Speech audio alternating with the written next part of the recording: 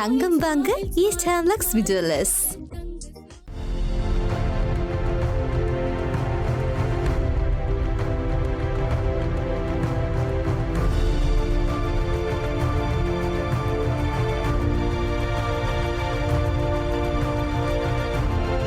வணக்கம்.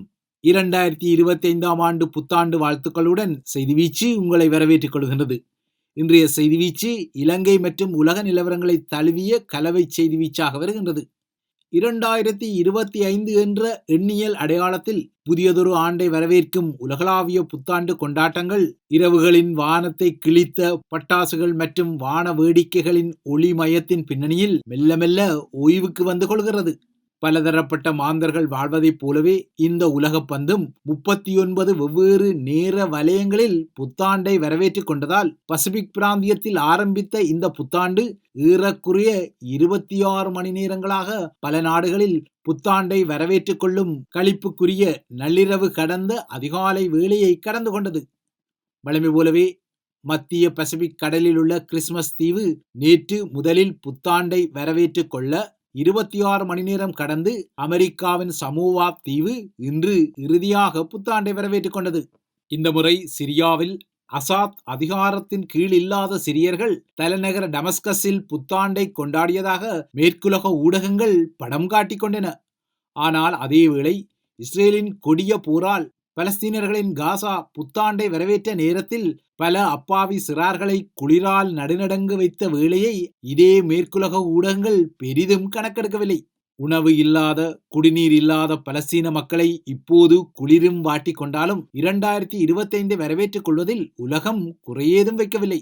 அந்த வகையில் நேற்று நள்ளிரவு கடந்தவுடன் ருமேனியர்களும் பல்கேரியர்களும் இப்போது எல்லைகளற்ற ஷெங்கன் வலயத்துக்குள் நுழைய இது மேற்குலக நாடுகளில் ருமேனியர்கள் மற்றும் பல்கேரியர்களின் கட்டுப்பாடற்ற உலா வருதலை அதிகரிக்க வைக்கும் என ஐரோப்பிய நாடுகளின் அதிதீவிர வலதுசாரிகளும் கவலைப்பட்டுக் கொண்டார்கள். 13 ஆண்டு காலத்துக்கு முன்னர் ஐரோப்பிய ஒன்றியத்தில் இணைந்த இந்த இரண்டு நாடுகளும் இன்று முதல் ஷெங்கன் வலயத்துக்குள் புகுந்துவிட்டன. இதனை கொண்டாடும் வகையில் குறித்த நாடுகளின் எல்லைகளிலும் விழாக்கள் நடந்தன. ஆனால் இதேவேளை ஐரோப்பியர்கள் மலிவாக பெறக்கூடிய ரஷ்ய எரிவாயுவின் விநியோகம் நேற்று நள்ளிரவுடன் உக்ரைன் வழியில் முடக்கப்பட்டது. ஆகையால் 2025 இப்போது ஐரோப்பியர்கள் செலுத்தும் எரிசக்தி கட்டணத்தை விட மேலும் அதிகமாக செலுத்த வேண்டி வரும் என்ற பாதகமான ஊகங்களும் வலுவடைந்துள்ளன.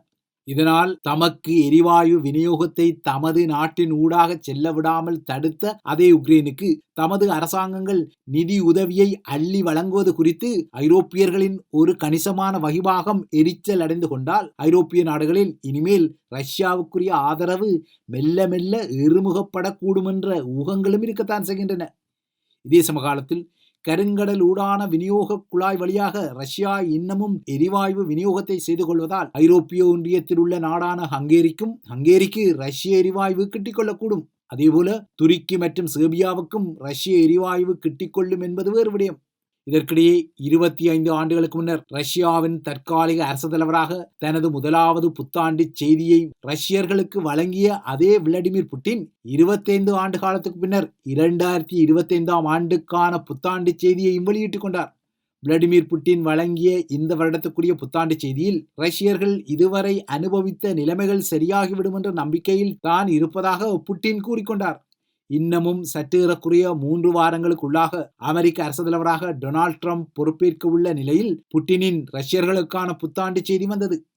இதேபோல கடந்த ஆண்டு ஐரோப்பிய நாடாளுமன்றத்துக்கு நடந்த தேர்தலில் தனது கட்சி தோல்வியடைந்த பின்னர் நாடாளுமன்றத்தை கலைத்து பொது தேர்தலை அறிவித்த தனது நகர்வு பிள்ளையார் பிடிக்க போய் குரங்காக மாறிய கதையை உருவாக்கிவிட்ட விடயத்தை தனது புத்தாண்டு செய்தியில் ஒப்புக்கொண்ட பிரெஞ்சு அரசு தலைவர் இமானுவேல் மேக்ரான் இந்த தேர்தலால் பிரான்சில் அமைதியை உருவாக்குவதற்கு பதிலாக அரசியல் உறுதியற்ற ஒரு தன்மையை தான் உருவாக்கி கொண்டதாக தனது பாரம்பரிய புத்தாண்டு செய்தியில் கழிவிரக்கம் கொண்டார்.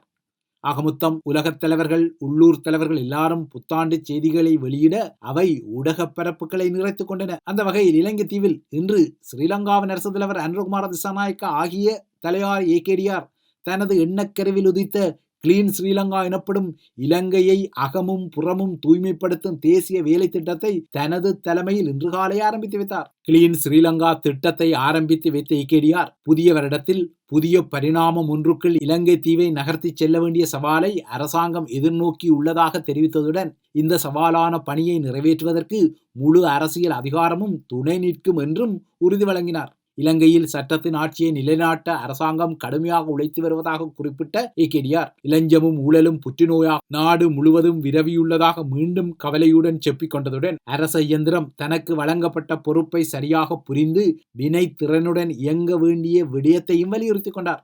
முன்னதாக இதே ஏகேடிஆர் வழங்கிய புத்தாண்டு செய்தியில் மக்களாணையின் பொறுப்பு கூறல் குறித்து கூறப்பட்ட நிலையில் சில மணி நேரம் கழித்து அவர் கிளீன் ஸ்ரீலங்கா திட்டத்தின் ஆரம்பத்தில் இன்னொரு செய்தியை வெளியிட்டுக் கொண்டார்.